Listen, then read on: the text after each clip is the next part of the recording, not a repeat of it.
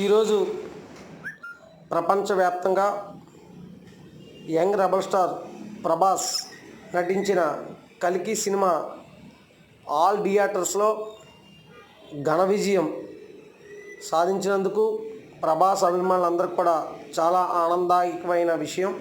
ఈరోజు ప్రతి ఒక్క హీరో అభిమాని కూడా చూసే సినిమా ప్రభాస్ అవ్వడం ప్రభాస్ అభిమానులందరూ కూడా చాలా సంతోషకరమైన ఆనందోత్సవ విజయంగా ఈ సినిమాని మేము భావిస్తున్నాం.